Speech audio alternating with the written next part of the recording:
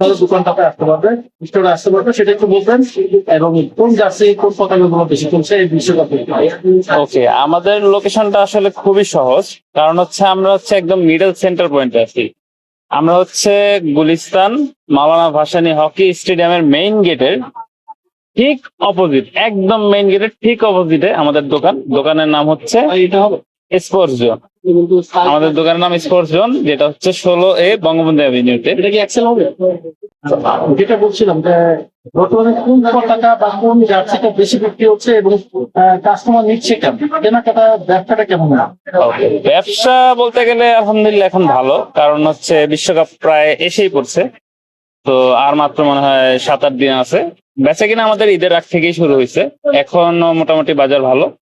আর গুলিস্তান তো আসলে sports market Gulistan সবাই জানে, ওই হিসাবে আমাদের বেচা কিনি ভালো। আর হচ্ছে বাংলাদেশ, আমরা সবাই জানি বাংলাদেশের আর্জেন্টিনার ফ্যান ফলোয়ার বেশি, তো আমাদেরও সেল হচ্ছে আর্জেন্টিনার জার্সিটাই বেশি চাহিদা।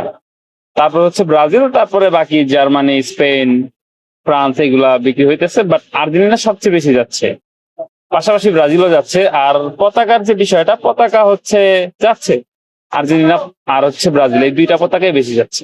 এই সিজনে কোন পতাকাটা বা কোন জার্সিগুলো সর্বোচ্চ বেশি বিক্রি হচ্ছে এবং কত কোয়ান্টিটি সর্বোচ্চ বিক্রি করছে? আচ্ছা, কোয়ান্টিটি যদি বলতে যাই, সবচেয়ে বেশি আমার মনে হয় আমি আর্জেন্টিনায় বিক্রি করেছি সবচেয়ে বেশি। আর হচ্ছে আর্জেন্টিনার হোম কিটটাই সবচেয়ে বেশি চলছে। আর যদি হাইপ হয়েছে সবচেয়ে বেশি, সেটা হচ্ছে আর্জেন্টিনার টেরেস কিট, যেটা ওইটা সবচেয়ে বেশি হাইপ হয়েছে। ওই মালটা একটু কম ছিল, ওইটার প্রাইসটাও একটু বেশি।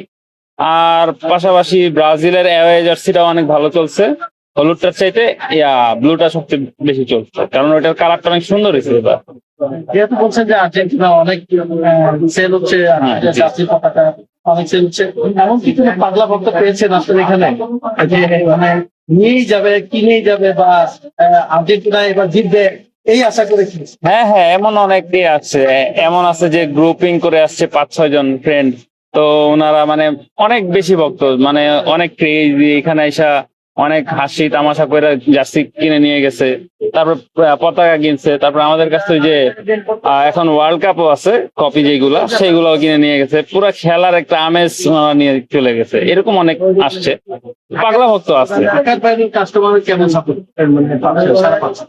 ঢাকার বাইরের কাস্টমার এখানে আসলে গুলিস্তান তো আমরা হচ্ছে মিডলে, তো এখানে মোটামুটি বাংলাদেশের সব জেলার মানুষই আসে, তো আমরা সব জায়গার কাস্টমারই পাই। পাশাপাশি ওই যে ওই পাশে। পাশাপাশি অনেকে বলছে যে ক্রিস্টিয়ানো রোনালদোর শেষ বিশ্বকাপ, তাকে রেসপেক্ট করা উচিত, তার জার্সি কেমন করতেছি আসলে?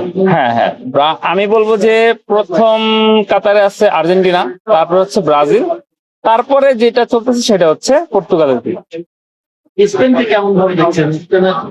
স্পেনের জার্সি এবার হচ্ছে, স্পেনের অ্যাওয়ে জার্সিটা অনেক সুন্দর হয়েছে, ওইটা অনেক বেশি চলতেছে। আপনার যদি বলি যে সর্বোচ্চ একদিনে আপনার সেল কত টাকা হয়েছে আর্জেন্টিনার জার্সি? সেইটা তো আসলে বলা যাচ্ছে না কত টাকা হয়েছে, বাট আলহামদুলিল্লাহ অনেক ভালো হয়েছে। একটা আছে না যে বিক্রি করতে করতে শর্ট পড়ে গেছে জার্সি বা পতাকা? হ্যাঁ, জার্সি আর্জেন্টিনা শর্ট পড়ে নাই, বাট শর্ট পড়েছে ব্রাজিলের জার্সি শর্ট পড়েছিল। কারণ আর্জেন্টিনা আমি জানতাম, বা আমরা সবাই জানতাম যে আর্জেন্টিনার ফ্যান অনেক বেশি, তো আমাদের ওইটা স্টক রাখতে হবে। তো আর্জেন্টিনার স্টক আছে, বাট ব্রাজিলের স্টক চাহিদা অনুযায়ী হয়তো বা কম হয়ে গেছিল। হ্যাঁ হ্যাঁ, রিস্ক নিতে চাচ্ছিলাম না এই জন্য। বাট আমি বলছি না যে ব্রাজিল একদম বিক্রি হয় না, ব্রাজিলও বিক্রি হয়, বাট আর্জেন্টিনার তুলনায় একটু কম, একটু কম, অত বেশি কম না। আর ব্রাজিলের ভক্ত বাংলাদেশে অনেক বেশি।